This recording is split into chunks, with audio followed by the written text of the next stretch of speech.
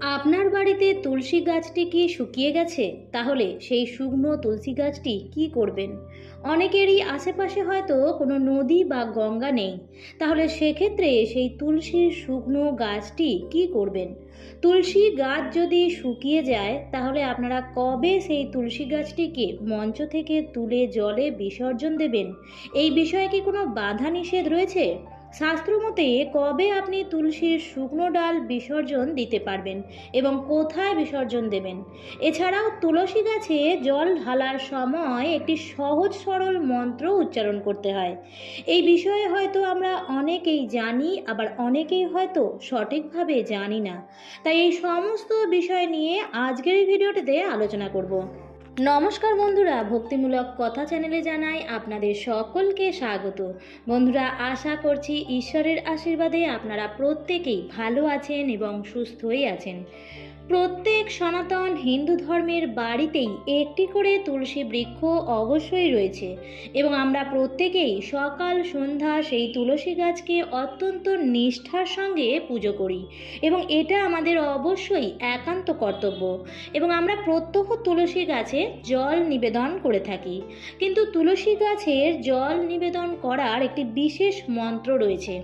বৃন্দা দেবী তুলসী মহারানী হলেন ভগবান শ্রীকৃষ্ণের অত্যন্ত প্রিয়।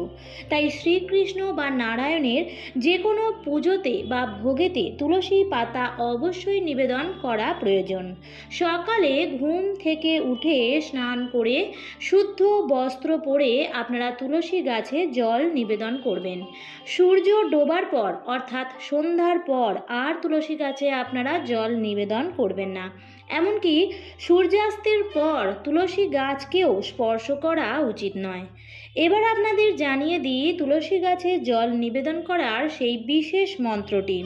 মন্ত্রটি হল ওম গোবিন্দ বল্লভাং দেবীং ভক্ত চৈতন্য কারিণীম স্নাপয়ামি জগদ্ধাত্রীং বিষ্ণু ভক্তি প্রদায়িনীম। এই মন্ত্রটি ছাড়া আরও একটি সহজ সরল মন্ত্র আমি আপনাদেরকে জানিয়ে দিচ্ছি। সেই মন্ত্রটি পাঠ করেও আপনারা মা তুলসীকে জল নিবেদন করতে পারবেন। সেই মন্ত্রটি হলো তুলসী তুলসী নারায়ণ তুমি তুলসী বৃন্দাবন তোমার শিরে ঢালি জল অন্তিমকালে দিও স্থল। বন্ধুরা, এই হলো তুলসী গাছকে জল দেওয়ার মন্ত্র। এবার আপনাদের জানাবো তুলসী গাছ শুকিয়ে গেলে সেটা আমাদের কি করা উচিত। অনেকেই দেখা যায় যে তুলসীর শুকনো ডাল বা তুলসীর সেই শুকনো গাছকে নোংরা আবর্জনার মধ্যে ফেলে দেয়। কিন্তু বন্ধুরা, এটা কিন্তু চরম অপরাধ। এটি করলে নিজের জীবনের বিপর্যয় নিজেই ডেকে আনবেন। তুলসী দেবীকে সাক্ষাৎ ভগবানের প্রিয়া রূপে পুজো করা হয়, যার কৃপায় আমরা সাক্ষাৎ রাধারানী এবং গোবিন্দের কাছে পৌঁছতে পারি, অর্থাৎ ভগবান শ্রীকৃষ্ণের চরণে প্রেম ভক্তি লাভ হয়। আর সেই তুলসী মহারানীকে যেখানে সেখানে ফেলে এভাবে অপমান করা উচিত নয়। তুলসী বৃক্ষ যেই গৃহে থাকে সেই গৃহ বৃন্দাবন সমতুল্য হয়ে যায়। এত পবিত্র এই তুলসী মহারানী, যার একটি পত্র ছাড়াও গোবিন্দ কোনো কিছুই গ্রহণ করেন না। বন্ধুরা, যদি তুলসী বৃক্ষ আপনাদের গৃহে শুকিয়ে যায় তবে সেক্ষেত্রে সেই গাছটি তোলার জন্য বিশেষ কিছু নিয়মবিধি নেই। আরেকটি তুলসী এনে আপনারা সেই স্থানে বসাতে পারেন। তবে যদি কোনো রকম অশৌচ চলে, যেমন জন্ম অশৌচ এবং মৃত্যু অশৌচ, সেক্ষেত্রে অপবিত্র অবস্থায় আপনি সেই তুলসী বৃক্ষকে স্পর্শ করতে পারবেন না। এছাড়াও চন্দ্রগ্রহণ, সূর্যগ্রহণ এবং সূর্যোদয়ের আগে আর সূর্যাস্তের পরে তুলসী গাছ তুলতে পারবেন না। তাহলে অমাবস্যা, পূর্ণিমা, সূর্যগ্রহণ ও চন্দ্রগ্রহণ এবং অশৌচ থাকাকালীন অবস্থায় এবং দ্বাদশী তিথি এই দিনগুলিতে শুকিয়ে যাওয়া তুলসী বৃক্ষ তুলে নতুন আরেকটি তুলসী বৃক্ষ বসাতে পারবেন না। এই দিনগুলি ছাড়া আপনারা যে কোনো দিন শুকিয়ে যাওয়া তুলসী বৃক্ষ তুলে নতুন বৃক্ষ বসাতে পারেন। বিশেষ কোনো দিনের কোনো নিয়ম নেই। শনিবার হোক বা মঙ্গলবার হোক, আপনারা যে কোনো দিনেই তুলতে পারেন, কিন্তু এই বিশেষ তিথিগুলিতে আপনারা তুলবেন না। এমনকি তুলসী পত্র আপনারা যে কোনো দিন তুলতে পারবেন, শুধুমাত্র এই তিথিগুলিকে বাদ দিয়ে।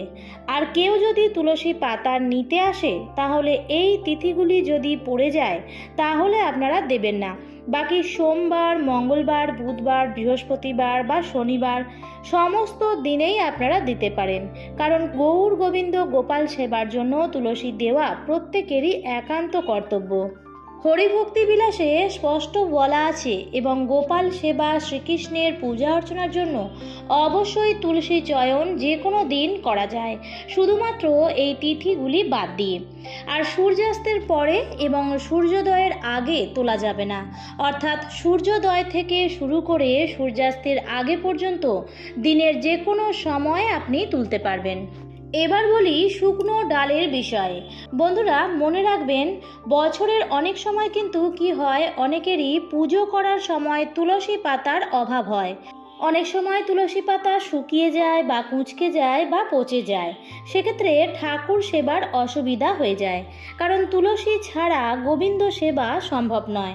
তখন আপনারা এই তুলসীর শুকনো ডাল ব্যবহার করতে পারেন। তাই যদি আপনাদের মনে হয় যে তুলসীর ডাল শুকিয়ে গেলে আশেপাশে কোনো নদী বা গঙ্গা নেই, তাহলে সেক্ষেত্রে আপনারা এই শুকনো তুলসী গাছটিকে তুলে নিয়ে যত্ন সহকারে রেখে দিন। কার্তিক মাসে এই শুকনো তুলসী ডালে তুলো পেঁচিয়ে সলতে বানিয়ে ঘি দিয়ে শ্রী দামোদর ভগবান শ্রীকৃষ্ণের উদ্দেশ্যে দীপদান করতে হয়, আকাশ দীপদান করতে হয়। তাই সেই সময় আপনাদের এই শুকনো ডাল কাজে লেগে যাবে। এছাড়াও বছরের যদি কোনো সময় আপনাদের তুলসী পাতার অভাব হয়, তাহলে কি করবেন, এই শুকনো ডাল ভোগের সাথে স্পর্শ করে দিতে হয় এবং যে জল আপনি দেবেন সেই জলের সাথেও স্পর্শ করে দিতে পারেন।